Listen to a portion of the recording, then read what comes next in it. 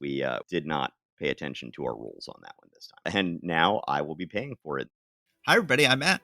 And I'm Steve. And this is Marvel Reread Club.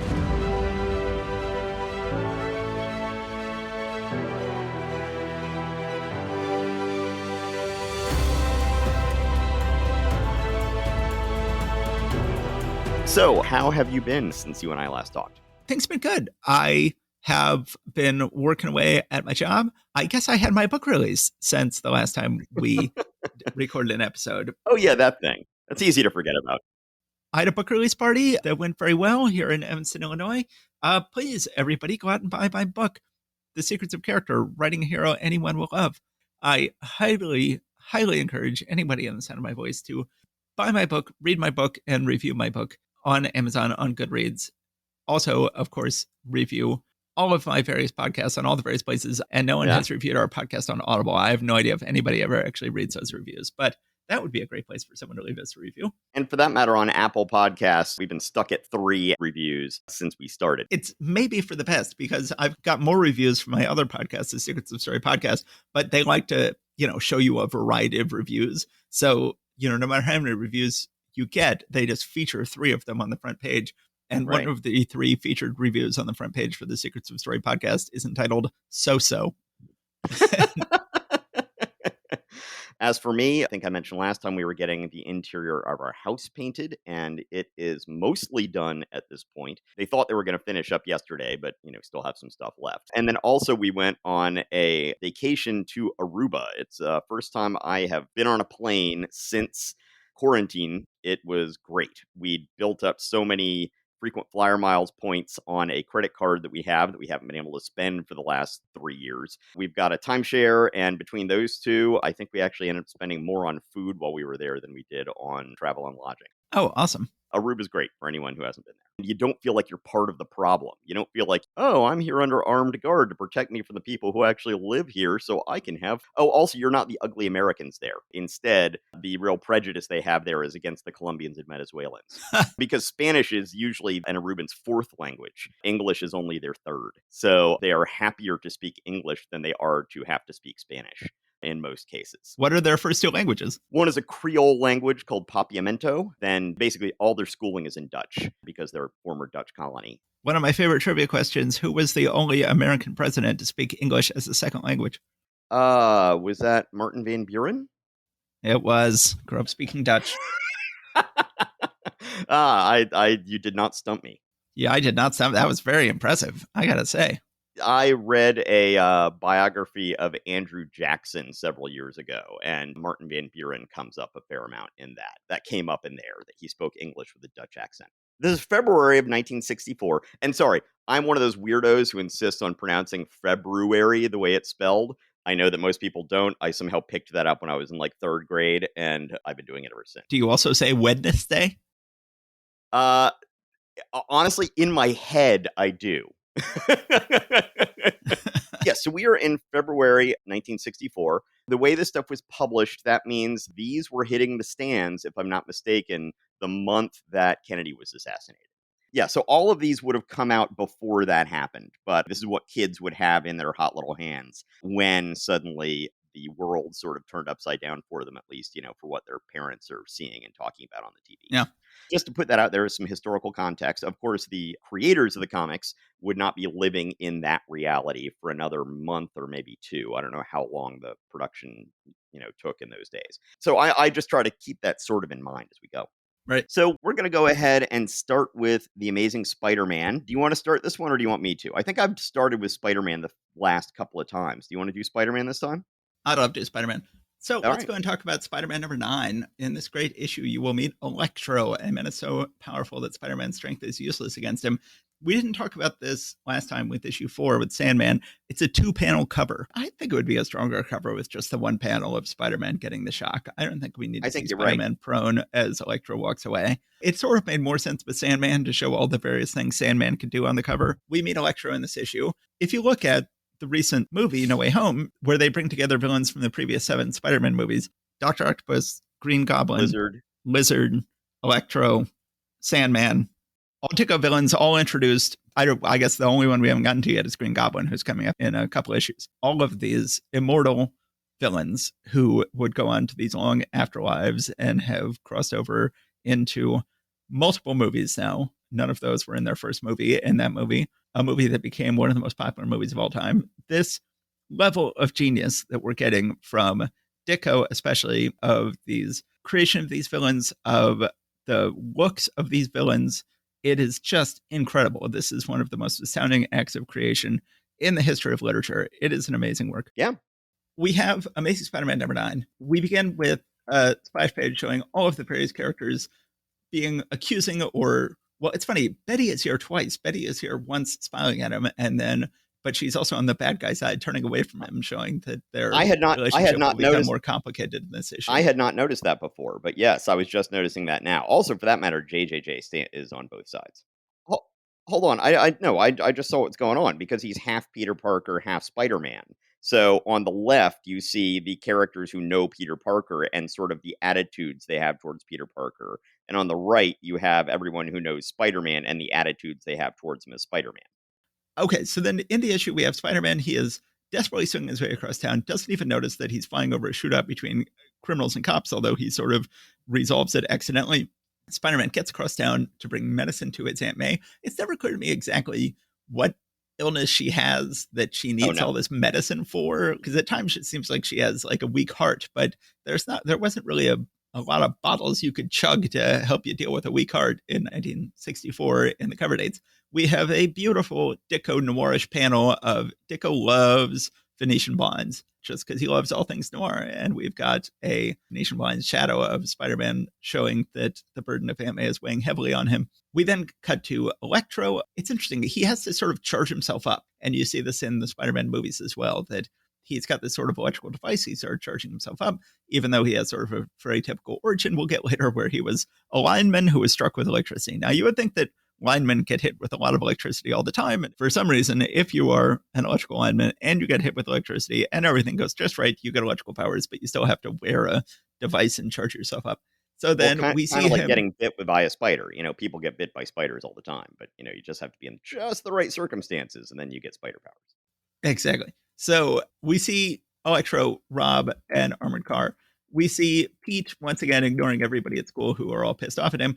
We see Pete visit Aunt May, and Betty is there. So we're getting to a certain point now in their relationship where she is visiting his sick aunt, and they are hitting it off like gangbusters. But then we get our first hint that there is a problem. So then Pete is leaving. She thinks it's strange, although Peter seems so calm and easygoing. I can feel that he's like a smoldering volcano inside, just waiting to erupt. It's as though he carries a deep secret within him, one which no one can ever share. And so she looks genuinely worried.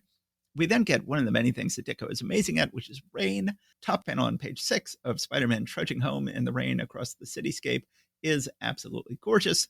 So then we get something strange. Spider-Man lives in Forest Hills. So they're like, oh, and it's always sort of seems like a big coincidence when the bad guys attack Forest Hills, because why would anyone ever attack Forest Hills?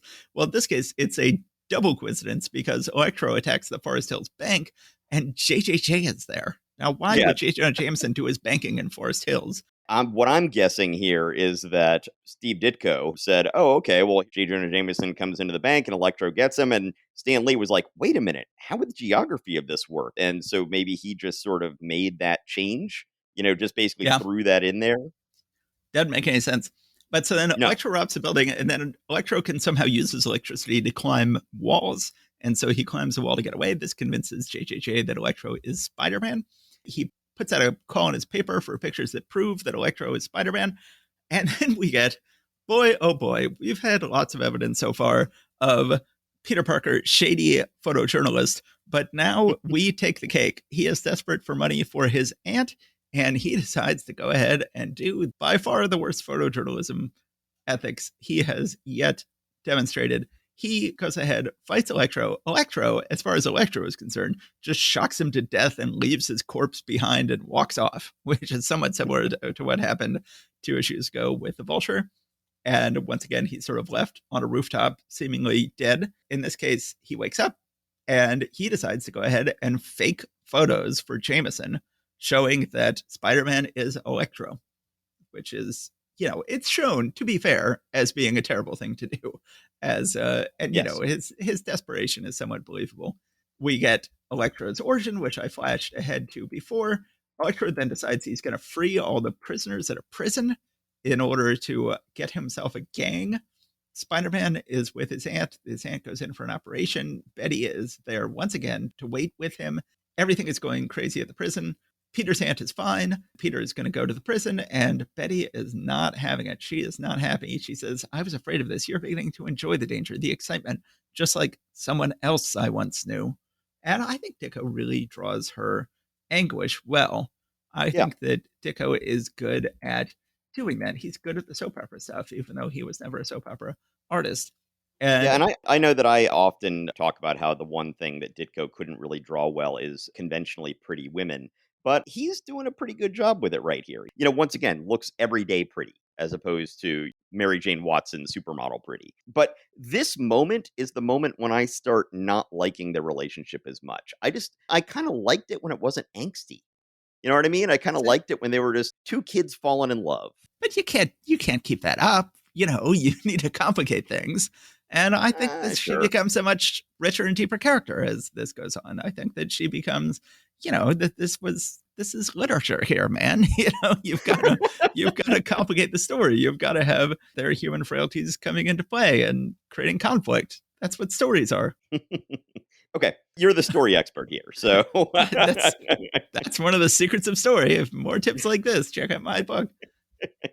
So the moral character, still not crediting colorists at all. We got some nice colors all throughout this month. Top right panel on page 14, where the cops are fighting the crooks who have taken over the prison. I don't know how this looks in your recolored version, but rather ambitious colors in this version, with red interweaving with pink in the sky. They reproduced that pretty faithfully based on what you're describing. So then Spider-Man shows up at the prison. JJJ sees him and realizes he's on Electro and feels very depressed. Spider-Man, on his way, he has stopped off at a store and gotten himself some little rubber booties and some little rubber gloves so that can help him fight Electro. They have a nice big epic fight, which is, as always, well done by Ditko. Electro pulls out a gun, but Spider-Man webs it up. Electro then is whipping wires around as electrified whips. Spider-Man then defeats Electro with his secret weakness, which is water, shoots him with a hose. There is then a very funny panel in which Spider-Man decides to unmask him, which he doesn't usually bother with. And he takes off the mask and he says, if this was a movie, I'd gasp in shock and then say, good heavens, the butler. But this guy I never saw before. Oh, well, it won't take the police long to find out who he is. This seems to be something that Steve Ditko has a thing about. Because then much later, they're going to have the whole thing with, the crime boss? Crime Master is going to have this whole same thing. They're going to sort of build up to the big reveal, and the big reveal is he's just a criminal that nobody knows. Like, what's up? And I remember hearing before I had gone and read them myself that there was a similar conflict about Norman Osborn that was actually the cause of Ditko's leaving. Now that I've read those issues, I don't believe that. But that certainly goes back to this reputation that Ditko has for the anonymous face of crime. Yeah, I agree. It's a common urban legend that Ditko left because he refused to countenance that Norman Osborn would be revealed to be Green Goblin. But it is so clear from the Ditko issues, where Ditko is credited as the sole plotter on the comics themselves, that it's so clear that Norman Osborn is the Green Goblin from several issues beforehand. And that's got to be a false urban legend. But so then we get to one of my major problems with Spider-Man comics throughout the entire series, which is Spider-Man is shown that he has just left his camera dangling from a web to take the world's greatest photographs. Jameson could not be happier with these photographs. And they were just being taken by a camera dangling from a web that presumably was set up to just automatically click the shutter once a minute or something. Even then, how much film could there possibly be in this camera? Film was very expensive at the time and bulky and took up a lot of space. These would be just the world's worst photographs. I mean, can you imagine what photographs would look like taken from a camera dangling from a web? Sure, I can totally imagine what they would look like, and they would just be worthless. I've always figured the only way for Spider-Man comics to make sense to me is if, Spider-Man's a great inventor. I always just have to imagine that even though they're not showing this, that Spider-Man has invented an AI tripod that can automatically swivel around as a tripod and take great photos automatically clicking the shutter when there's some sort of action happening. And Right. that is always what I've had to imagine in order to enjoy these books. Sure. JJJ absolutely loves the photos. Peter Parker agrees to give him the photos free in order to make up for the fraud. Now, at first, JJJ is like, Parker, before I fire you, I'm going to tell you something. I'm suing you for those fake pictures, for fraud, for anything I can think of. It's like, as well you should, J. Jonah Jameson. Like, that was terrible fraud, and he really does deserve some sort of comeuppance, which he does not get. Then Spider-Man is having to deal with the cold shoulder from Betty. She is not happy. They sort of break up. Spider-Man goes and sees his aunt, and then suddenly Betty comes and catches up with him. There is a gorgeous panel of the two of them walking away into the hazy city underneath a street lamp as they try to make up. And it says, each groping for the right words to say, each feeling the first pangs of that emotion we call love. But it is a much more complicated love than it had been in the previous issues. I think this is a great issue. As opposed to what you were saying, I think that the deepening of the Betty Brant character and relationship is what makes it a great issue, but I think Electro is fantastic. I think that pushing Spider-Man into a crisis point where his ethics are compromised is compellingly done, but problematic still at the end, and in a way that is never really addressed in the history of the character, his ethical issues. But I think that just in terms of this comic, not knowing that there will never be a reckoning for that, it is very well done. Yeah, well, at least it's not about ethics in video game journalism, because then there would be death threats and everything It's else. all this is, man. Is anyone going to get that reference? Yes. Gamergate. Yes. Right. Meanwhile, on page 21, the last panel on there, Jameson is often looking malevolent in one way or another, but not like that. Yeah. That right there is like mustache twirling villain. I love this issue. I love the art in here. You know, as we've talked about, you are a bigger fan of the actual art per se of both Ditko and Kirby, I believe. Really, my favorite Ditko art is basically after he really gets into the groove on Spider-Man. I still wasn't liking it very much in the Dr. Octopus issue, but pretty much after that, I really think he is just working at peak quality, basically through till nearly the end of his run on Spider-Man. And so I am really liking the art in here. I'm loving the expressions. I'm loving, as you say, the noir cityscapes and the noir hospital room scenes. I'm loving a lot of the poses and expressions. It's just fantastic stuff.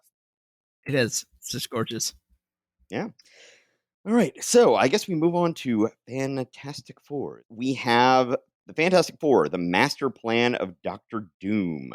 And once again, on multiple issues this month, they are pushing the whole Marvel age of comics, which for us looking back on it, it's like, well, yeah, I mean, that's the reason we're going back and doing this podcast. But, you know, at the time, Marvel comics weren't selling nearly as as DC and everything else. But Stan Lee was nothing if not a promoter.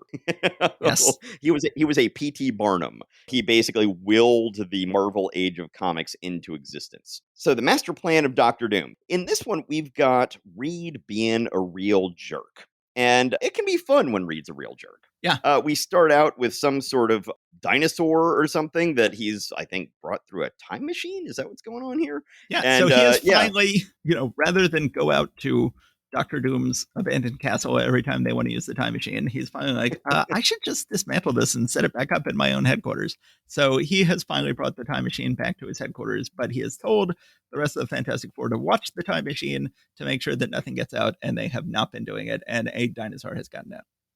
Right. So they go ahead and send the dinosaur back in time. Reed is lecturing everybody and just being the stern 1950s dad lecturing the 1960s family, basically. Right. They're all getting upset. Meanwhile, we see just some regular criminals. One's getting convicted, then he's bailed out. There turns out to be some other guys who are also bailed out and brought to this location. And then it turns out the strange, mysterious figure who brought them here just collapses because it was essentially a Doombot reskinned as a normal person. Dr. Doom has assembled these three guys with various skills, although it really doesn't seem like they've got that much kind of skills. But one way or the other, he brings these guys in to be able to give them superpowers to be able to fight the Fantastic Four. So we'll get back to that. Meanwhile, the rest of the Fantastic Four have all decided they need to elect a new leader, that Reed's a jerk and they don't want to take orders from him anymore. So they try to vote, but they all vote for themselves.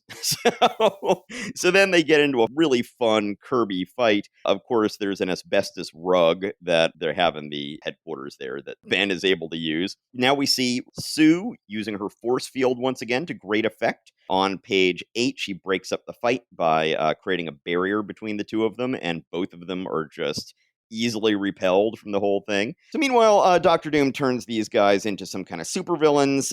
One's fireproof, one is super strong, one has super hearing so that he can hear the invisible girl where she is. One of the bad guys that he bailed out is a guy who has some kind of a turban getup. Basically has him pose as a wealthy Maharaja who wants to give a fancy, futuristic, high-tech car to Johnny Storm because Johnny Storm's awesome and he deserves a great car. Of course, Johnny sees this and he's like, yeah, that's awesome. So he basically sneaks out of the house while everybody else is busy doing stuff and goes down to claim his futuristic space car. Of course, as soon as he gets in it, the Maharaja locks him in. Torch tries to burn him, but he has this fireproof thing and is able to capture and subdue Johnny. Then, meanwhile, the Thing was angry earlier. The reason he didn't see Johnny sneaking out is he's angry because of another letter he received from the Yancey Street gang. So he goes down to Yancey Street to take out his revenge on somebody. But then he sees, oh, looks like that poor little kid has his hand caught in that window grating. He says, have no fear, kiddo. The Thing is here. Don't bother to thank me. I'm in a big hurry. He says, thank you? I wish I was big enough to whap you one. If anyone on the street sees that I let you help me, my name's Mud around here. He's like, just my luck. You're too big to spank and too small to clobber. Dr. Doom's strongman comes in and is able to give Ben a run for his money, but he's a little outmatched, except for a high-tech gun that he's got, a cosmic beam gun that allows him to turn the Thing temporarily back into Ben Grimm, which allows this guy to knock him out and subdue him to bring back to Dr. Doom. We then have actually Reed being like Professor X here, sneaking up on Sue to test your reflexes. Pretend I'm an enemy who has stolen upon you from behind. How would you cope with me? Which I realized that whole trope is reminding me of in the Pink Panther movies. What was the name Yes. of what was the name? Was it Kato? I mean, because I mean Yes. that's the name of the Green I have not Hornet. seen those movies since I was like my daughter's age. I watched those movies on TBS when I was like 10 years old. I do vaguely remember that he had a assistant who was always supposed to sneak up on him and surprise him. Yes. I get the feeling those movies have probably not aged very well. I get the feeling. I get that impression as well. There's a reason I have not revisited those movies with my own kids. Sue is very unhappy with the way that he's treating her, not like a full-grown woman, but just as a child who needs to be trained and scolded. Meanwhile, on page 14, panel 3, that shot of Sue almost looks like it was taken from the Wyeth painting Christina's World. Yeah. So who knows? Maybe it was a swipe. Oh, but yeah, and this is one of my favorite panels in early Fantastic Four history. Page 14, panel 5. Reed is once again lecturing her and having rather 1950s attitudes towards women, let's say. I mean, he's being especially awful here. He's saying, just like a woman, everything I do is for your own good, but you're too scatterbrained and emotional to realize it. Well, all right, I can play it your way too, Miss Storm. And she says, oh, go polish a test tube or something. But then, and this is one of the all-time worst moments in Fantastic Four. Then she says, because so far that's fine. He is clearly toxic masculinity. He is clearly exposed as such. And as long as she holds her own, it's fine. But then this is an example of her not holding her own, which is not fine. And she says, that man, I know he's right. And that's why I'm angry. If only he understood females better. And it's like, okay, that is, to have him call her too scatterbrained and emotional and then have her go, I know he's right. Okay, this is clearly being written by a man who is not actually writing this the way a woman would write it. It is problematic. Yes, but I love her response. Go polish a test tube or something. I don't know if that was meant as a double entendre, but I like to read it as such.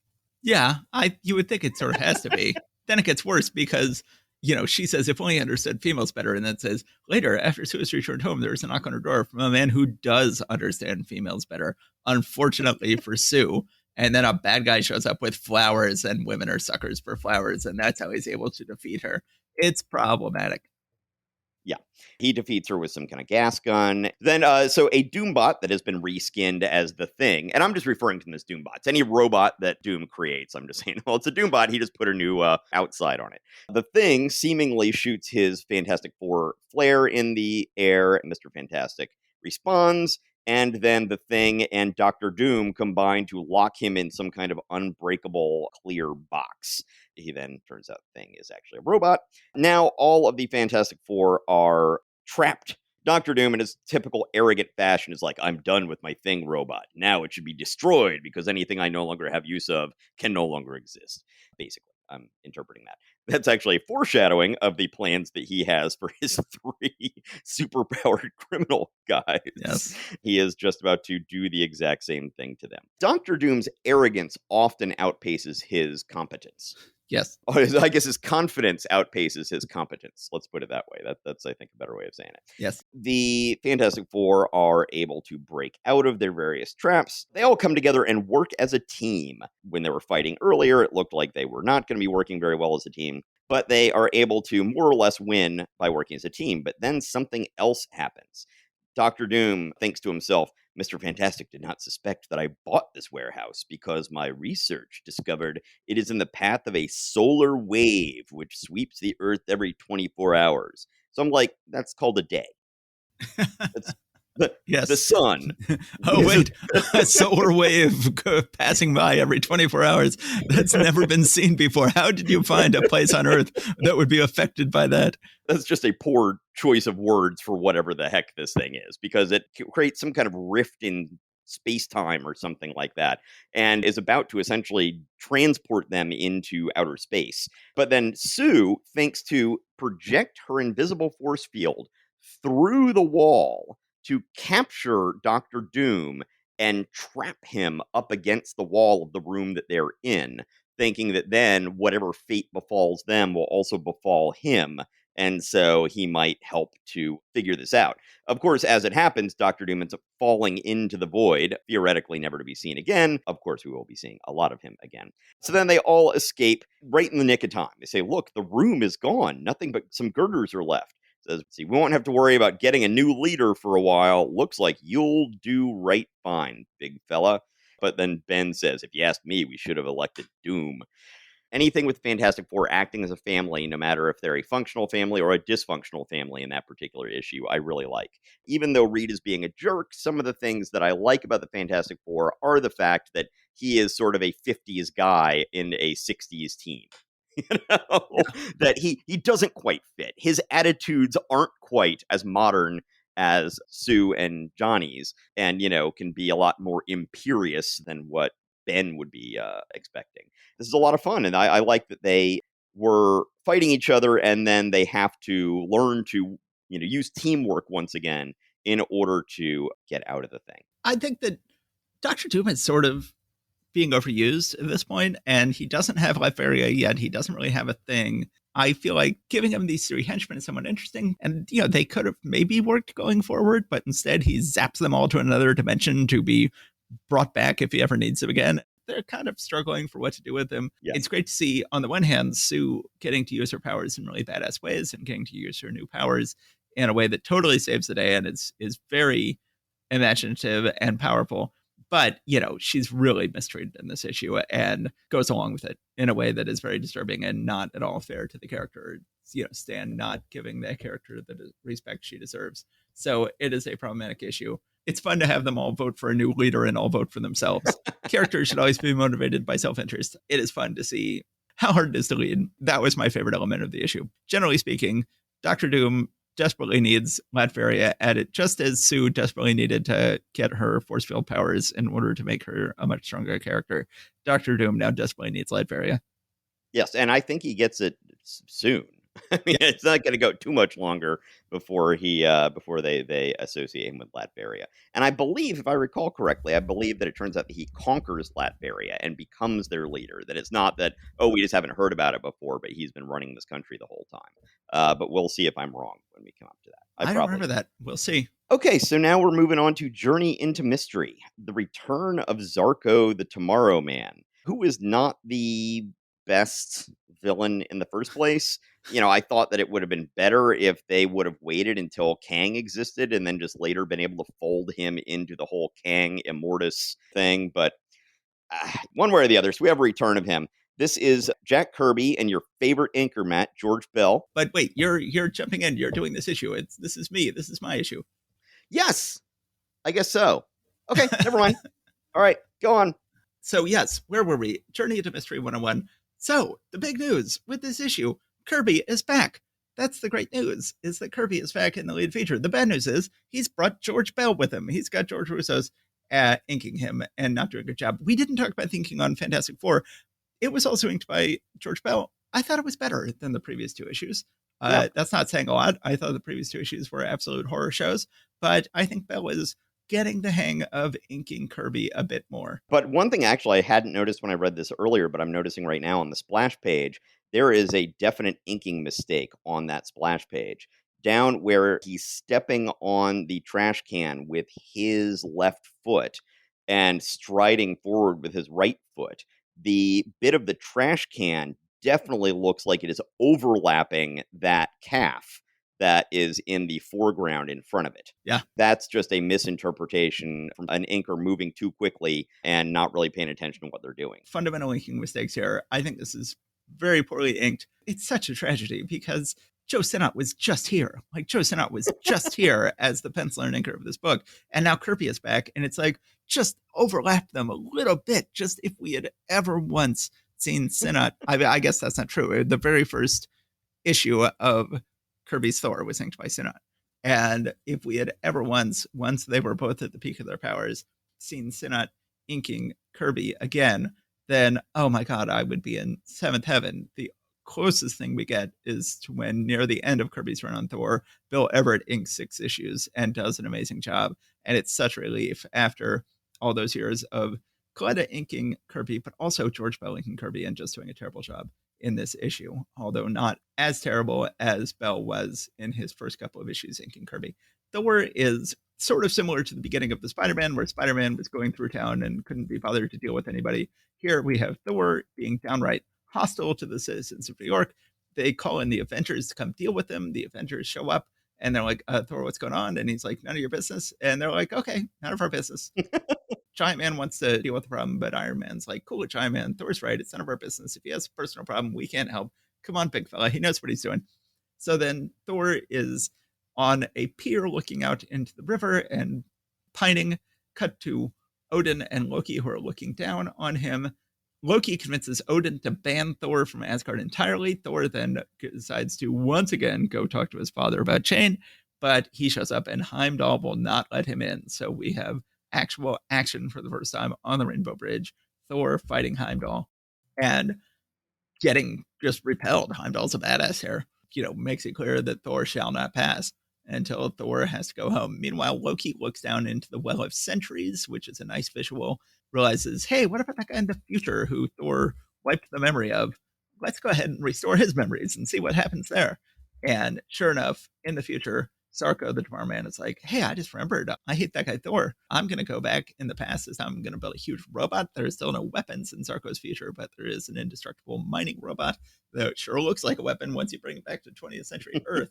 Really beautiful ship on page 9 that Sarko has, this sort of a rounded cube-shaped ship that he shows up in. And it looks like the generation of Apple router that I have. Yes. Yeah, I have the same router. Then Zarko and the robot show up. And then Thor says, Zarko's back. I got to stop that guy. I'm a big fan of the drawing on the top of page 11 where the robot has laid a building across the highway and there's a big pileup of cars on either side of the building. And I think that's the sort of thing only Kirby could draw, and he draws the hell out of it. Yeah. Thor gets in a big fight with the robot. Cannot beat the robot. The robot is whooping his ass. And then Sarko says, and now, Thor, do you realize that you have met your superior at last? So this is something that will happen constantly in Thor, is that Odin has reduced his strength. But Odin has not only banished him from Asgard, but reduced his strength. So then Sarko says, if you give me your word to return to the 23rd century with me and do my bidding, I shall do no further harm here in this century. And Thor says, you win, Sarko. I will go to the 23rd century with you and do your bidding. So then Sarko sucks the robot and Thor up into a ship, and they disappear back into the 23rd century. Loki is looking down on all this and laughing, and then the issue ends. It ends on a cliffhanger. I think this is an exciting issue of Thor. I think we sort of have the best of both worlds here, where Jane is causing a lot of conflict between Thor and his father and his brother, but Jane is not actually here because I don't actually need Jane. I just need the conflict she brings. It's such a shame to have Val linking Kirby, but I think he's doing a much better job than he could be doing. I agree that Zarko's not as good as Kang and is sort of unnecessary and will soon be superseded by Kang. But I think he works well in this issue. I think this is a fun issue. Let's just quickly sum up Tales of Asgard at the end. We have a really nice story at the end, the invasion of Asgard. One thing I like about these early Tales of Asgard tales is I always like Thor with a sword. I think Thor looks really badass with a sword. He's got a sword and a shield here. Lots of villains are attacking Asgard. Loki's like, there's a hole in the wall that protects Asgard, and you can be a big hero by protecting that hole in the wall. And then, of course, Loki thinks, I drilled that hole in the wall. Trusting fool, I know you won't soon forget this, for it is I who made that hole, and it is I who have told the evil ones it is there, and that they can come and defeat you. Again, it's George Bell inking, which is a shame, but we have an awesome panel on the top of page 3 where all of these villains are attacking at once. And Kirby is just letting his fandom of the Northsmiths go like crazy. He has the Norn Hag riding Ulfrin the dragon, the merciless Rime giants, the last of the ice giants, Skull and Hati the wolf gods, Gerodor the troll, shows them all attacking Thor at once. We get a nice epic battle as Thor gets to fight all of them. Just when he's been turned into a tree and is about to be killed, the heroes of Asgard show up to rescue him, and we get an awesome shot on the top of page 5 of Odin in full warrior mode rescuing Thor with the rest of all these other warriors. And then finally we end with Thor attempting once again to lift the hammer that he is not allowed to lift yet, or not worthy enough to lift, or maybe just not strong enough to lift. They're very unclear about that. Seems that almost strength and worthiness are bound up together in this whole thing, is what it seems like to me. Of course, right. Odin has fantastic headgear again on that page. However, not as fantastic as it will become. Yes. Jack Kirby will eventually get into just trying to make it more outrageous each time you see it. At this point, it's just certainly a lot more eye-catching than it has been at some points when other people have drawn it. But I've also got to say, on page 4, panel 3, I absolutely love that panel of Thor turning into a tree. I mean, that's a sort of terrifying look, something right out of a horror film. But, here it is just sort of right in the middle of this epic, mythic battle. Yes. I just always love Tales of Asgard, and this is yet another absolutely fantastic comic. With Kirby back on the front of the book, he's still preserving his best work for the back of the book, I think. Yeah. So we are going to move on to Strange Tales, I believe, is the next one we're doing. Yes? Uh-huh. All right. So Marvel Comics Group proudly presents The Return of the Eel. Oh, Jesus. Yeah. Yeah, I don't know if he was really worth returning. The cover seems drawn by Ditko, which is a little bit odd. Or at least the eel was clearly drawn by Ditko. Yeah. I don't know about the rest of it, which is a little odd. Turns out that the eel is at large again. Johnny is throwing fire darts at a target when he hears this, and he's like, oh, I've beat him in the past. I need to go beat him again. Sue, who is just dressed up in her Fantastic Four uniform, sitting around at home, which I guess both of them are because that's just what they do. She is worried that he is going to singe the new drapes, which are not fireproof, which just seems like a bad choice. Why are you getting non-fireproof stuff in this house? He goes and finds the eel and is going to try to capture him. And it turns out the reason he's at large again is because he did his time. He had good behavior. He was allowed out on a parole. And now you are just harassing a free citizen, Johnny Storm. Who just likes to wear his eel costume. Yeah, no law against a man wearing what he wants to, Torch. And this is what I want to wear. Okay, so, but Johnny learns that, he can't just say, hey, that's a bad guy, I need to attack him. He needs to know the law. We then see the eel return to his job at the aquarium. Seems odd that they would take him back after that. Although, good for them for giving a freed convict a second chance, right? Generally speaking, Marvel Comics are, and I guess this is true for all comics, rehabilitation is never looked upon kindly in comics. Whenever anybody's like, this person's gotten out of prison and I think they can turn their life around, and then there's one character who says, I don't think they can, that character is always right. Every now and then, the Gladiator turned That's good. True. It may have happened at one point in the 80s with Sandman. I know that there was a Marvel 2-in-1 Ben was like drinking beers with the Sandman. Yeah, Who no, seemed like he Sandman was became a going to good guy for a reform. while. He even joined the Avengers for a while. Yeah, that's true. But yeah, it Mhm. rarely happens, but it does happen. So anyway, it turns out that yes, indeed, he is still evil, and he's putting on his eel costume again. Well, and so he's probably like, oh, right, I figured out something, that as an eel-themed villain, there was very little that was eel-themed about me. And that was pretty lame. So now I should at very least, for Christ's sakes, get some electrical powers. So from Right. now on, I will go ahead and give myself some electrical eel powers. Yeah, the last time the only eel power he had really was that he was slimy. Yes. It's slimy and slippery. But yes, he has now added electricity powers. Eel, meanwhile, is trying to do his thing. He is going through sewers and goes to the office of the city's leading stamp collector shop in order to go in and steal a bunch of collectible stamps that he can then sell on the black market. It's like, dude, banks. They're a thing. You know? If you're able to use the sewers to go and get up into various places, just go to a jewelry store. You know? The Especially eel, what you gonna because do? if you're sort of a famously damp villain, then I would think you would want to avoid stamps particularly. Like that's famously a treasure that you cannot get damp. So I would Right. think that that would be right out. That would be something that just would not be within your purview. Johnny hears about it, and then he's like, that sounds like a job that the eel did. They go ahead and place this ad in the paper that says something about Prince Singh Ram of Turkestan is in New York with the fabled Ram ruby, the largest and most valuable in the world. He's like, that's a lot better thing for me to steal than these stamps. So he then And this goes is to not the first time in Human Torch's comics that he has resorted to placing things in the newspaper in order to lure people into crime. This is yeah. a big part of Johnny's modus operandi. So it turns out that the gem is some kind of fake fire gem Johnny has created. They get into a chase, and so So what we have the first of two times this month where somebody jumps up from a high spot down into their helicopter. Now, I don't have a helicopter, so I can't say for certain, but it's my understanding that you do not want to jump down into your helicopter, that is generally not a good thing to do. The eel does it, and then later Giant Man is also going to do it, jump down into a helicopter. Now, they try to do this sometimes in movies. It was quite ridiculous in Captain America, the Winter Soldier. Nick Fury and Black Widow were in a helicopter, and Sam Wilson, whose wings weren't working, had to run out of a building and jump onto the helicopter, and they sort of had the helicopter tilt itself so that he could do this. And it's like, that's not how helicopters work. In this case, you do not want to be the eel in this situation, jumping down into his helicopter. no, he is going to be a nice Italian dinner.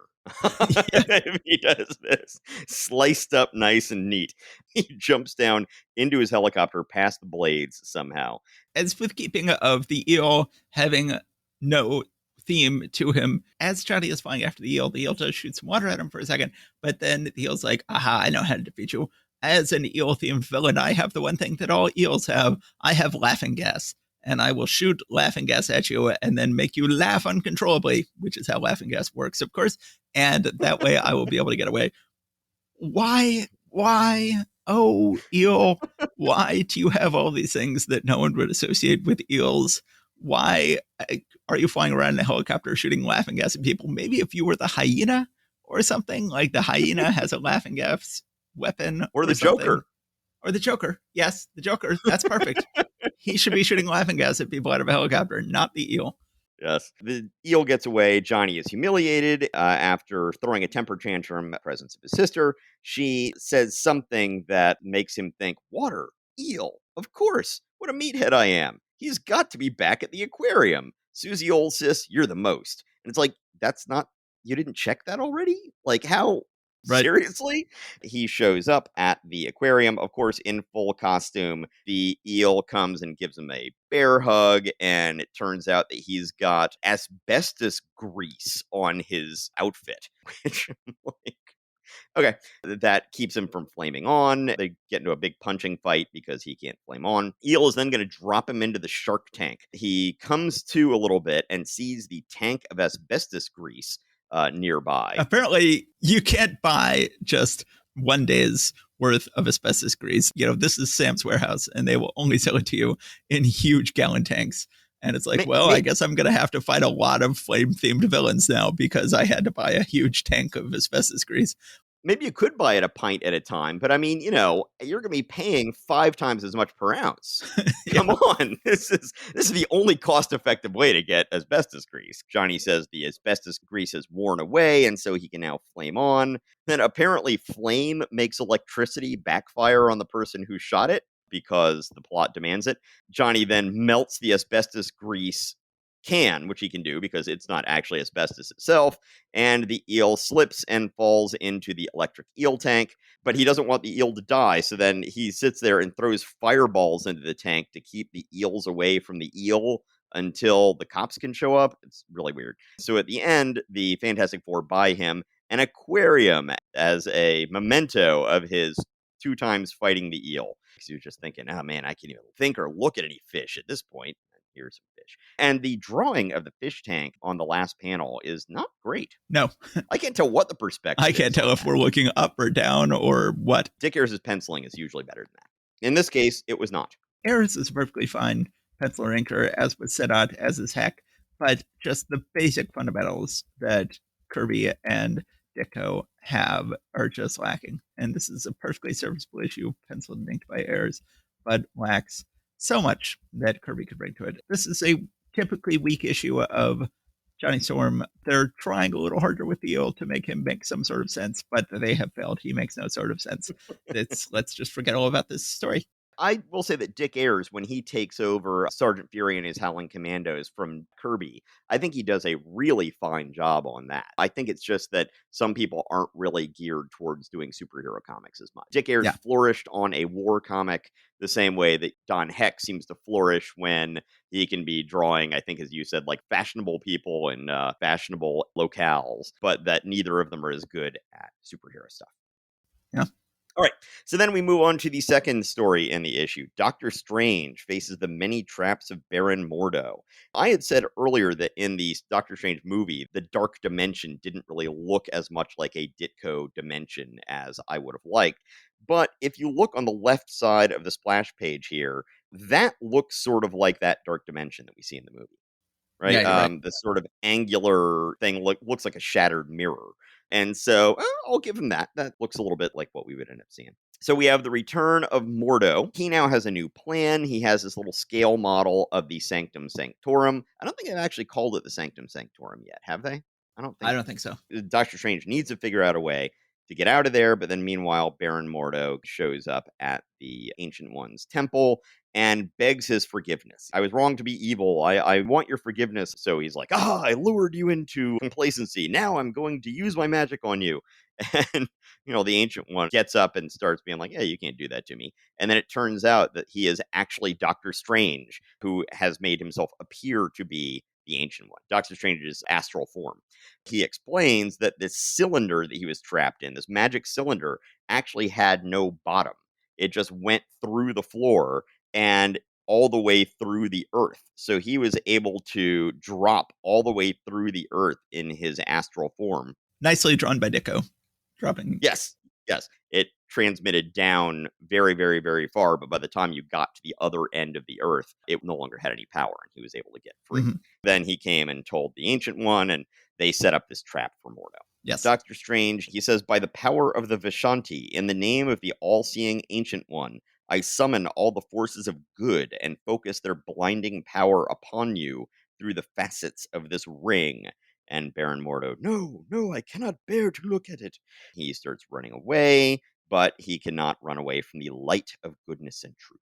Doctor Strange ends up cleaning up the evil spells that are here and uses them to trap Baron Mordo, expels him in some way, and then he's able to return his home to its place in the village. I wonder if anybody saw it, and if they did, if they just thought it was that the drugs were kicking in.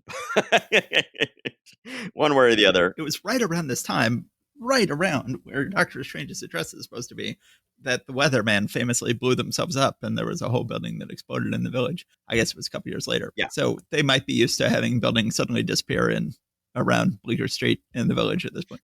Or maybe it gave the weathermen the idea. It's like, Yeah. hey, you remember when that building just kind of disappeared? What if we did that, man? We just get this odd last panel of Doctor Strange sitting, looking almost kind of morosely in his home, looking at some kind of crystal orb under that big symbol window thing that he's got. That just ends on this down note. This was a lot of fun. It's nice seeing, once again, the otherworldly dimensions. It's great that Doctor Strange figured out a clever solution to getting out of his trap. And I love the art of Doctor Strange's home evaporating. Yes. It's That's nicely just drawn. really nicely done. And not only evaporating, but then coming back again. Panels of Mordo being chased by the light of goodness that he can't stand. Those are also very well executed. I think that the plot is somewhat pedestrian, but I think that it is gorgeously drawn. Ditko was in a very noirish mood this month, both in Spider-Man and in this comic, and the atmosphere is very heavy here. Everything is just gorgeous, but definitely the issues where he fights Mordo, I feel like they're more on autopilot than the other issues. One thing I will point out that this issue has that no previous issue has had is this issue mentions Doctor Strange on the cover, I think for the first time. He has been Mhm. appearing off and on since issue 110. Here we're up to issue 117. There is no pictures. Nobody just looking at the covers of Marvel Comics still has any idea who Doctor Strange is or what he looks like. But this one does say, at least in text, also featuring Doctor Strange and the terrible traps of Baron Mordo. It's unclear how proud they are of this comic or if they feel like it has any sales value whatsoever. But for the first time, they're at least willing to begrudgingly admit its existence on a cover. So I think it is time to move on to Tales of Suspense, which is your turn, and that's good because then you can deal with the portrayal of the Mandarin. Yes. So we're back to having Don Heck penciling himself on the inside and doing an especially terrible job in this issue. But just to taunt us and tease us with what we could have gotten, Kirby does the cover. On the cover, it says Iron Man fights for his life in the castle of a madman. See the Mandarin. The awesome power he possesses matches the evil in his heart. Kirby draws the hell out of the Mandarin here, and he looks awesome. And most importantly, he gets a throne, and Kirby loves thrones. And the Mandarin is sitting in an awesome Kirby throne. He's got his 10 rings on his 10 fingers. For a very problematic person, they have gotten a lot of use out of the Mandarin in the Marvel Cinematic Universe. The very first movie, Iron Man is kidnapped by a terrorist group in Central Asia called the 10 Rings, which was a reference to the Mandarin's 10 rings. The Mandarin himself seemingly appears in the third movie. He is seemingly the big bad of the movie, although it turns out he is somewhat of a false is stalking horse. What does the phrase stalking horse mean? Is he a stalking horse? Sure. Okay. Maybe. He is turns out, sort of a phony villain. Just an actor has been hired to play the Mandarin. The Mandarin isn't real in that movie. Then they had a short film that came out that was a short film that was a DVD only special feature that explained for the first time that yes, that was an actor trying to play the Mandarin, but there was also a real Mandarin who was choosing to remain in the shadows, even to the point of letting someone else impersonate him. And And that then, that short is available on Disney Plus, and we went back and watched it again recently, and it's really funny. yes, so we finally finished watching the 22 movie MCU saga with my kids, finished with Endgame. Now we're taking a break from Marvel, but if we do go back and watch Shang-Chi, I'm like, okay, we're going to have to actually watch that short in order to connect up Iron Man 3 with Shang-Chi. They're still getting a lot of use out of the Mandarin because then they had sort of the actual Mandarin show up as the villain in the Shang-Chi movie, Shang-Chi and the Legend of the Ten Rings. These 10 rings are 10 rings. They are 10 rings to go on your 10 fingers. In the movie, the 10 rings were like 23rd Temple of Shaolin type rings. They are, these big iron hoops that loop over your forearms. It is an entirely different thing. I like the rings. I like the way the rings originally are, that they are all rings that have different superpowers that fit on the 10 fingers of the Mandarin. So it was interesting to see. I don't know how it was colored in your issue, but with the ancient one in the last issue, he is usually colored with Caucasian skin, and he was colored in that terrible yellow that they sometimes use. Yes, it was that same yellow color in this one. Yes. The Mandarin is an interesting villain. He is colored Caucasian. He is not, thankfully, given that horrible yellow color. Unfortunately, Heck is really playing up the yellow peril stereotype. He seems to be going for sort of a buck teeth type thing as well. Yeah, yeah. And it's very unpleasant. He is not colored in that terrible yellow, which is nice, but not a good design generally. When you're creating a costume, putting the first letter of that person's name on their chest is always admitting defeat. That is the lowest level of costume design. It is especially bad when the person would not speak English, like Galactus having a big G on his chest when he first appears, or the Mandarin having a big M on his chest when he first appears. Like, Yeah. not even a Chinese letter on his chest, a big English M. Super lame. The rings are cool. So one of the interesting things about the Mandarin is that he is not a communist. Right. He is a Chinese villain, but at the beginning, he is running his castle, presumably out in West China. I get the impression that he is further out west than the main Chinese government. When he first appears, he is told by his servant that emissaries of the Red government have come to visit him. He is not impressed with the Red government and brings them in on a moving carpet of stone. They say that they want his atomic secrets. We have come to ask you to share your atomic knowledge with our government. With your help, we could menace the world with nuclear destruction. So did China not have nukes at this point? They might not have. But then he just says, forget it, get out of here, and kicks the Red Army officers out. Then we cut to Iron Man being strangely proactive for once, and the government is warning him about the Mandarin and telling him, we want you to go. By the way, apparently Beijing detonated its first nuclear weapon in 1964. Oh, okay. So, like, right here, these comics came out in February 1964. So, all right. So no, cover date was February 1964. They actually came out probably November or December of 1963. So essentially, China was clearly on the road to making nukes. So this would have actually kind of been topical, that the Chinese were saying, oh, maybe this guy can help us with their nuclear program. Yeah, that's funny. Iron Man we see as being strangely proactive. The government is saying, we want you to learn more about the Mandarin. Iron Man then has to go back to his place.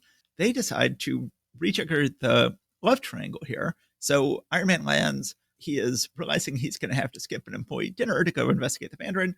It's unclear if he has a unionized workplace here, but the workers at least have a representative who is not happy that when Tony says he's going to skip the employee appreciation dinner, he then grumbles and Happy punches him out in a very nicely drawn panel from Heck. Then Tony is like, whoa, whoa, whoa, whoa, whoa, we don't do that. And he's saying, if you punch anybody else out, you're fired. Meanwhile, Pepper is like, hasn't anybody noticed that I'm hot now? And yeah, apparently, if you're like a mousy secretary, then, you can just go get a hairdo and put on some makeup, and suddenly you're like smoking hot. I guess it's right up there with mask technology in the Marvel universe, right? That I don't find it bad. I don't find this that unbelievable. This seems like this is within the range of an actual makeover. She says, man, a girl spends all day at a beauty parlor getting a new hairdo and covering her freckles. But do you notice? No, I could look like an old dish rag for all you'd care. Tony suddenly says, Pepper, for heaven's sake, I didn't even know it was you. You're beautiful. And then Happy, it's interesting, says, I kind of liked you the other way. So they're setting up that Happy is the one who really loves and understands Pepper. And indeed, they will eventually get married and both be written out of the comic at that point. But we get our first glimpse of Pepper, the beauty, in this issue. And for the first time, she looks like Gwyneth Paltrow. And she will always stay this way. We will, I don't think, ever see her freckles again. And they will reference it at one point. They have like a little pinup page they do of Pepper, and they have a little caption. This is several months from now. They have a little caption that says, oh, yeah, she used to be this, I forget the term, but I will keep on wanting to say mousy. I don't know where that comes from. Girl, but then she figured out what Tony Stark likes and gave herself a makeover, and now she's very glamorous. So they do acknowledge that change happened in the future. They don't just pretend she was always that way. It's interesting. But then Tony has to go to the Mandarin. Now, this is interesting. In the deleted scenes for the first Iron Man movie, they make it clear, okay, he's going to go fight the 10 Rings in that movie in Afghanistan, but he's first got to get on a plane and fly mostly around the world. He can't just fly around the world in his Iron Man costume. And then they realized people don't care. Let's just cut all that out. We don't need to set this up in the movie. For all we know, in the movie, he flies halfway around the world to go defeat them. But here, no, he has to fly on a plane and get dropped into Red China. Even knows he's going to be caught, but just assumes that Chinese soldiers watching him will assume that he's fallen to his death, and they'll just laugh at him. He goes to the Mandarin's palace, confronts the Mandarin. The Mandarin has different rings on each finger that can do different sorts of ways of attacking him. We don't get as much detail as we'll get later, like they become very powerful later on. Meanwhile, we cut back to Pepper, who realizes she's going to have to go to the employee dinner with Happy. calls him up and asks him on a date. Back in China, after establishing that the Mandarin is supremely powerful with these rings, he then says, but I'm not going to use these rings to kill you. I'm going to use my power of karate. Karate in China. Karate, not kung fu, but karate. Apparently, I went to Japan to learn my martial arts. Yes. Now, to be fair, the most recent remake of The Karate Kid was set in China and had Jackie Chan teaching the kid karate. So this is still a problem that plagues American storytellers, is thinking that they know karate in China. He is then trying to karate chop Tony, but Tony has a secret weapon that the Mandarin could not have counted on. Tony has a built-in slide rule in his arm. Which is terribly drawn. I was remembering this as like, oh, it must have been like Dick Ayers inking Heck or something like that. Or like that time when Dick Ayers was inking Steve Ditko. I just thought it was something where it's like, oh yeah, this is some bad combination. But no, this is all on Heck. I will not defend that panel in any way, shape, or form. And he uses the slide rule just to figure out exactly what angle to put his body at. He says, it was a long chance, but it worked. He thought I had flipped my wig when I used my calculator, my analog calculator, but actually I was figuring out exactly what way to turn my body, ensuring that his hand would strike it at the wrong angle. Like, I don't think that's how slide rules work. I don't think that's how anything works. That is a truly ridiculous thing. But Tony then basically says, well, I haven't really learned that much about the Mandarin, and I didn't destroy his place, which I kind of wanted to. So it's too bad I can't stay around long enough to finish off the castle and end the Mandarin's power, but my ride's here. And he's like, the plane that's coming to pick me up is flying overhead, and I just got to go. I can't miss the plane. So then he flies up and gets in the plane and goes home. And then he does show up in time for the employees' party. And poor Happy, Happy thought he was going to get to go on a date with Pepper and thought Pepper actually wanted to go with him. And then Tony shows up and Happy just looks absolutely devastated and is well drawn by Heck. Yeah. And Pepper is not happy at all about having Happy there, about having gone with Happy when Tony's there. Poor Happy, you really feel sort of bummed out for. And then we have the Mandarin stewing in his place. And that is the end of the issue. We very much end on not a cliffhanger of the plot, but a cliffhanger of the love triangle, very much unresolved, even for the course of this evening. Well, you're saying, poor Happy. He's not being treated quite as badly here as Pepper was when she was left in that room where the guards thought that she was having sex with Tony, but she was really just in there alone, waiting to be let out. Still, it is unpleasant for him. Yeah, so the Mandarin's portrayal, they do use sort of standard white person skin color. The sort of peach color that they use for white Americans. That's good, I guess. Yes. And the drawing of his facial features, it could have been much, much worse. I mean, during this period of time, was Black Hawk still being published at this point? I don't know. It was on hiatus, but would come back looking worse than ever soon. Yeah, so Chop Chop in there just, is the worst bucktooth, thick glasses kind of Chinese stereotype you could imagine. And there was lots of that stuff still out there. I mean, when did Breakfast at Tiffany's come out? Yeah, I think it was 62. So it was around this time. Right. Yeah.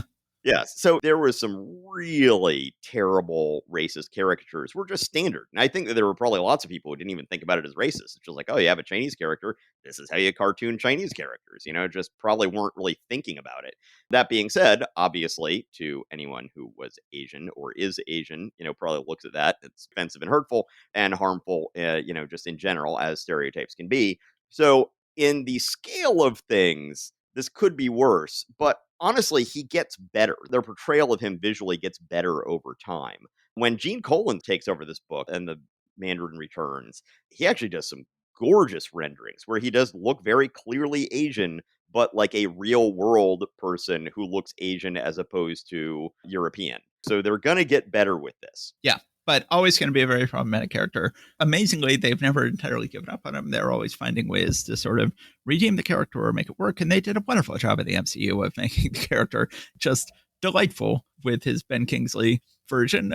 But ultimately, Iron Man needs better villains. He's been having a lot of very lame villains recently, and this will turn out to be a villain who they get a lot of juice out of. And turns out to be a problematic villain, but substantial enough to sustain Iron Man for a lot longer than any of the others. And then finally, the issue wraps up with Tales of the Watcher, which is another standard Lear Lieber written and drawn sci-fi comic with just a little intro and outro by the Watcher to make it feel like you're getting a full book of Marvel Universe goodness. Yeah. I didn't read it. Life is too short to read Larry Lieber comics. Larry Lieber's still around. He could be listening to our podcast right now, and you might have just really hurt his feelings. Larry, if you're listening to this, come on by. We'd love to have you on the show. That's no joke. We really would. That would be fantastic. Oh, that'd be amazing. Wow, I'm just imagining it. And he would come on and just spend the entire time just dressing you down for the horrible things that you just said about it. He's going to carefully listen to every episode we've done. It's like going, okay, now let's get to your 12th episode. Here's what you said about my scripting of the Ant-Man story in that issue. And I'm like, look, Larry, I just didn't know I'd have to account for all these things. Let's move on to Tales to Astonish, starring Giant Man and the Wonderful Wasp. And we get the Black Knight. Now, this is not the Black Knight character who has now just appeared in the MCU at the end of the Eternals movie.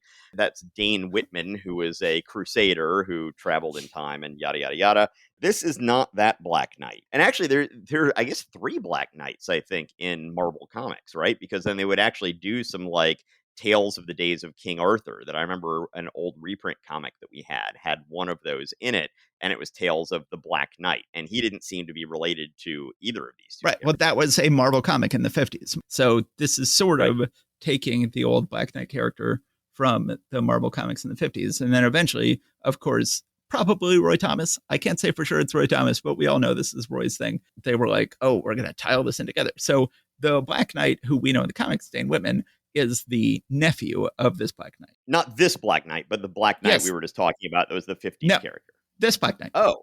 The Giant Man villain. What? Yes. I thought that Dane Whitman was from medieval times and traveled forward to now. Shows what I know. All right. I just reread the Avengers comics where Dane Whitman appears. Dane Whitman is just a guy who is like, hey, I had an evil uncle and he was the Black Knight and he eventually got killed. And I decided to take over his Black Knight thing and become a heroic Black Knight to aid the Avengers. Eventually, of course, they go like, both of these people are descendants of the medieval Black Knight and are capable of communing with their ancient ancestor. But Dane Whitman, the Black Knight, who will first appear in, I think, Avengers 49, he is the nephew of this Black Knight and inherits all his stuff after the villainous Black Knight dies. Yikes. Okay, I had no clue. Yep. So, yes, there are 3 Black Knights. I did not know the connection between them. So this is not him. This Black Knight is way lamer. So we start out with Giant Man breaking up kind of a crime ring, and we see some neat Giant Man stuff. Giant Man at one point leaps onto the trunk of a car, making it flip up like a seesaw and shoot the bad guy out through the air because of the convertible. Yeah, it's pretty awesome. This is the kind of stuff that Silver Age comics are great with. Well, or Golden Age comics. Basically, Golden and Silver Age comics, this is just the kind of zany physics where it's like, well, it's a comic book. Why can't we do this? Right? Yeah. So I'll say this is Ayers doing Giant Man for the first time, I think. And he is taking it over, at least temporarily here, and is having fun with it. He is also presumably doing some of the plotting and showing him do something that it's always been very unclear or very inconsistent in Giant Man comics of whether or not he actually changes size out in the field or not. And in this comic, he is consistently changing size out in the field, which is always how I like it. And makes so much more sense that he would actually be using that instead of like going like, well, I'm small and now I have to find some way to get across town, or this tremendously lame stuff we have so often. And I think Ayers is doing a great job here, showing him shrinking and growing throughout the issue. Yes. One thing that really struck out to me in this issue is how weird Giant Man's current outfit is, especially those 3 purple bars on the side of his head. If you look at like at the bottom of page 17, it's just a really weird design element. Yes. So the guy who was catapulted out of the car, he says, I'll lose myself in some small nation in Europe where they'll never find me. Then a few days later, in a remote Balkan kingdom nestled in the Alps. The Balkan Mountains and the Alps are 2 different mountain ranges. But, that's... I'm a geography and history nerd, so whatever. I would like to imagine that this might be the first appearance of Latveria. Yes. Right? Why not? It could be. Sure. Why not? So anyway, he sees a statue of a Pegasus, and he's like, oh, wow, that'd be awesome. What if there actually had been such creatures? So then he finds a castle that he can rent, A deserted castle in some Central European mountainous area, that is completely believable, as opposed to Yes. all the abandoned castles around New York City. This is utterly believable. What's not utterly believable is that he then uses some sort of genetic experiments to create an actual flying Pegasus. He says, by injecting just the right proportion of an eagle's blood cells into a stallion, I've achieved the impossible, a flying horse. Yes. So then we see Jan and Hank. She tells him the reason she's late is she was caught in a taxi in a traffic jam, but then she sees the Black Knight on his flying horse as she is heading over there, and that's part of what slowed her down. So he's also made himself a lance that can do all sorts of stuff. Apparently, it can melt the side of an armored car so that he can go take the money out. Of course, it's a green bag with $sign on it because, that's how you know it's money. Right. So then he doesn't believe her. He just thinks this is like, a dog ate my homework story until he hears the story on the news and he's like, his aunts tell him, I'm not going to believe a word you say. And then it's like, what? My aunts? My aunts are telling me there's a guy riding around on a flying horse? They can't possibly lie. He gets it from three directions. First, Wasp tells him he doesn't believe her. Then he hears it on the news. He's now thinking that maybe it's true, but he's got to confirm it from the aunts. She says, I'm ready for my abject apology now, my dear Mr. Know-It-All. He's like, hold it, Jan. Let me tune into my cybernetic ant communicator if a mysterious flying horse was seen in the city. So he's still not sure based on the two ways he's heard it so far. Some of my Right. aunts somewhere are sure to have witnessed the sight. A mental impulse picture will form in second. There it is. You were right, Jan, as was the news. It is a flying horse, and it appears to be attacking a helicopter right now. My lovely spouse will sometimes complain that if she tells me something, that I almost always have to go look it up for myself. And she's like, you always have to verify everything that I tell you. I'm just like, oh, this Hank Pym is being me right now. Anyway, he goes ahead and takes a growth capsule to head out. And then they get to the waterfront where the cops are trying to figure out what to do. So then, that's right. This is where they bring Giant Man out in a giant, Huge Air Force cargo plane. Right, yes. They drop him once again on this Huey. Isn't that what they call it, a Huey? Those old Vietnam era ones, the two. Sure. Anyway, one of those heavy lift helicopters from the Vietnam era. So he drops down onto that. And yes, this is another case where he really should have been sliced up, but good by the blades there. Dick Ayers does a passable job of trying to wave his hands so we don't notice what's going on here. That can be a difficult storytelling job if the writer has told you something that's utterly impossible, and then you're like, well, I got to try to make this work. Yes. Although, as we've talked about, this might be him doing this plot anyway. But, I get the impression that Stan Lee gave more comprehensive plots to Don and Dick and more just sort of like a, paragraph long prompt to Steve and Jack. Right. That's just my impression. He somehow avoids the helicopter blades, catches on the helicopter, but you are not going to be able to grab onto that way. So then he ends up catching on to the landing gear underneath. And this just really seems like a terrible fighting situation for Giant Man fighting the Black Knight, who can fly and has all these weapons. And meanwhile, Giant Man is just hanging by one hand from the bottom of a helicopter that he doesn't control. It's like, this is not a recipe for victory, dude. The Black Knight has a lot of weird powers built into his visor and his lance. He's got a blinding light that comes out of his helmet. He then shoots bolo balls out of his lance because that matches the Black Knights theme. love their bolo balls. Maybe it was the Caballero Negro. Maybe then that would make sense. He wraps up Giant Man, who now is just hanging on by one hand to the landing gear, and his other arm is trapped by his side. If that hand slips, he's just a goner at this point. Right. This is not a good situation for him. And then on the last panel of page 10, it says, and perhaps you're wondering what this little gadget is, Giant Man. I keep it strapped to my leg where I can reach it in a split second. I call it the itch ray, and here's why. Now, I mean, granted, having the power to make somebody suddenly terribly itchy all at once without warning, actually would be a pretty Oh yeah, effective that'd be power. badass, man. But it just sounds lame.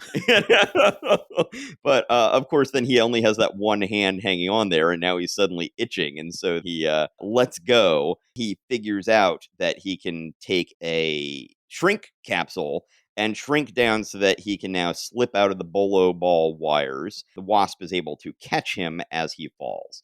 Terrific, Jan. I could kiss you for this. She's like, well, who's stopping you? One way or the other. Once again, we sort of always are jumping back and forth over the line about whether they're actually romantically involved or they're not. So then he jumps on the back of the Pegasus, just starts punching the Black Knight, and the Black Knight is once again able to throw him from the horse, plunging him to his seeming death. He grabs onto one of these parachute rides that, you remember we used to do the parachute ride in Six Flags in Atlanta? Oh yeah, I remember. It's called the Great Gasp. Yeah. Yeah, so basically right. one of those things, and he's able to grab onto one of those chairs. The Wasp is still up there on the Black Knight. She says, and a simple feminine trick, like a sharp pinch, ought to do that little thing. And once again, that little thing, that weird, weird phrase that Stan Lee seems to like so much these days. She's able to make the horse buck him off. He, of course, happens to land in a roller coaster car because, that's the way physics works. Giant Man then is able to come up and grab him out of the roller coaster. The Black Knight is about to shoot a paralysis ray at, it's not a gun, it's a sci-fi gun, at Giant Man from behind again, but then he very quickly takes a shrink capsule faster than the guy can shoot the gun. The Black Knight escapes on his Pegasus, and that's it. This version of the Black Knight is really lame. I'm not a fan. Upon further reflection, Itch Ray actually sounds like it would be a very useful power, but I'm sorry, it just sounds dumb. Sounds dumb. Do you want to discuss that before I go on and wrap up the wonderful Wasp Tells a Tale? Why don't you go ahead and mention the Wasp Tells a Tale before we wrap up? Okay. This time, instead of going to a veterans hospital, she comes in, I guess what we would these days call a group home, but back in those days they called it an orphanage. Tells them a story about the year 3000, where some convicts, they go escape. What kind of world are we going to end up on? And in the end, they choose the wrong kind of world and they regret it. That's basically the whole thing. And then she takes her pill and flies away. There you go. Larry Lieber's story, just dressed up with a wasp framing sequence. Yes, I kind of like the Black Knight. He will be a strong enough villain to eventually become one of the original Masters of Evil. As with so many other villains, he has a problem in that his theme is not consistent. All the various things his lance can do and the various multiple guns he has hanging from his belt don't really fit into a Black Knight theme. But I think that the basic image of taking this old Marvel character of the Black Knight and having him flying around on a flying horse in Black Knight armor, fighting superheroes, is a fine idea. It works even better when then they have his nephew do it as a hero, and they will get many years out of good Black Knight stories. And it looks like he is finally about to become a factor in the MCU. It'll be interesting to see what they do with that character going forward. This is a perfectly acceptable issue. I think it's nice to see Ayers penciling and inking the book. I like him more than heck, and I think he's doing a nice job with it, although we've had Kirby for the last couple issues, which was obviously much better. I think this is a perfectly fine issue. Wasp Tells a Tale continues to be utterly baffling, unnecessary, but charming in some ways. Yeah, it's a little weird. These don't seem like the kinds of stories that she would tell. I mean, she's No. like a basically late teens society playgirl whose then dad was murdered and she's now an adventurer. None of that says, hey, let's tell Twilight Zone science fiction tales. It's weird and it won't be here for very long. Yes. Let's go ahead and wrap this up. We had a great Spider-Man issue. We had an entertaining and fine Fantastic Four issue. We had the return of Kirby on Thor, and we had some other stuff too. Yeah, and otherwise an entirely forgettable month. And a good Doctor Strange story. Sorry, forgot that. Yeah, not one of the all-time great Doctor Strange stories, but a perfectly fine Doctor Strange story. Great Tales of Asgard this month. Great Spider-Man. I would say those were the two big standouts of the month. Some other gorgeous Kirby art and Dick art. I think that's it for us this week. Well, thanks a lot, everybody. Stay safe out there, and we look forward to seeing you or hearing you or having you hear us in the next episode. Yes. Thanks, America. See you soon.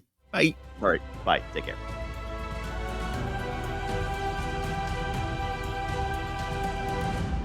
Thank you for listening to Marvel Reread Club.